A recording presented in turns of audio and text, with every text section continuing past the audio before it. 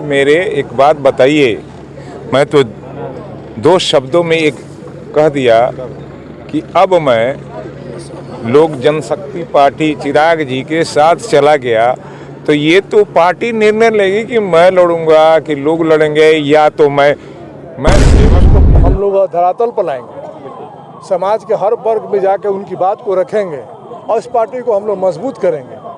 यही हम लोग का लक्ष्य है। सिवान की सारी जनता यहाँ होती, सारे कौम के लोग, पार्टी का हम सिपाही हो चुके हैं। अब जैसा सेनापति का आदेश होगा, आदेशानुसार कार्य होगा। मेरे तरफ से ढेर सारी शुभकामनाएं और मुबारकबाद। एक लंबे इंतज़ार के बाद आखिरकार आज चिराग पासवान आए और आप लोगों ने पार्टी की औपचारिक तौर पर सदस्यता ली है, कैसा लग रहा है? बहुत खुशी की बात है, बेशक खुश हूँ। आगे किस तरीके से चुनावी वर्ष है, किस तरह की रणनीति रहेगी? खान ब्रदर्स अब चुनावी मैदान में किस तरीके से अपनी रणनीति बनाएगा? अब तो लोक जनशक्ति पार्टी का हम सिपाही हो चुके हैं। अब जैसा सेनापति का आदेश होगा, आदेशानुसार कार्य होगा। चिराग पासवान अपने संबोधन में आपके द्वारा किए गए सामाजिक कार्यों की चर्चा कर रहे थे। आगे भी इस तरह के जो आप काम करते हैं, समाज के लोगों को जो मदद करने वाली बात होती है, तो आगे वो ये जारी रहेगा? ये भी जारी रहेगा। और जितनी खान ब्रदर्स जितना लोगों का मदद किया है, तो कम से कम मीडिया के द्वारा मैं ये कहना चाहूँगा कि इसका जांच पड़ताल उसके गांव में, आसपास में जाके पता करने की ज़रूरत है। हम तो नेता थे नहीं, नेता हैं नहीं। आज नेता का एक छोटा सा लेवल लगा। इससे पहले भी ये परिवार हमेशा विकास करती है और करते रहेगी। आपके पुत्र सैफ खान, आप और आपके छोटे भाई रईस खान, लोग ये जानना चाहते हैं कि कौन चुनाव लड़ेगा या फिर सब लोग चुनाव लड़ेंगे? भाई मेरे एक बात बताइए, मैं तो दो शब्दों में एक कह दिया कि अब मैं लोक जनशक्ति पार्टी चिराग जी के साथ चला गया, तो ये तो पार्टी निर्णय लेगी कि मैं लड़ूंगा कि लोग लड़ेंगे, या तो मैं सेवक हूँ।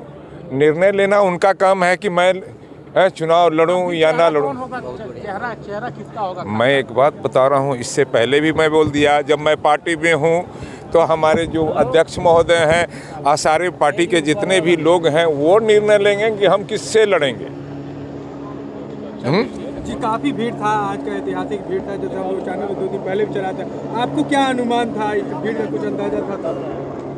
अगर समय मिला होता तो सिवान की सारी जनता यहाँ होती, सारे कौम के लोग।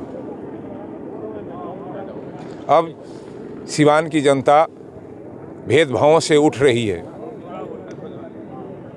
और समझ रहा है कि कौन ठगा और कौन ठगने का काम करता है।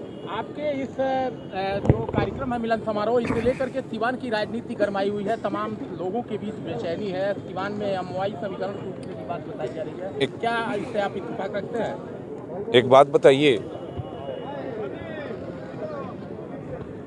कि 5 घंटा जनता, इतनी भीड़ के साथ महिलाएं, बच्चे, बूढ़े, जवान 5 घंटा एक कड़ाके ठंड में वो पड़े रहे हैं और हमारे चिराग जी का इंतज़ार करते रहे, तो आपको ये अंदाज नहीं लग रही है कि यहाँ की जनता बदलाव चाहती है?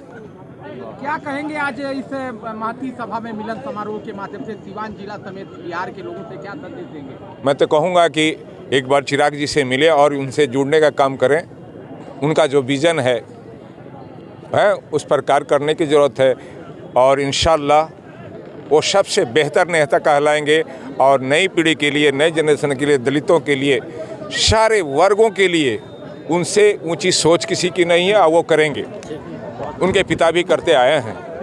उसको हम लोग धरातल पर लाएंगे, समाज के हर वर्ग में जाके उनकी बात को रखेंगे और इस पार्टी को हम लोग मजबूत करेंगे। यही हम लोग का लक्ष्य है।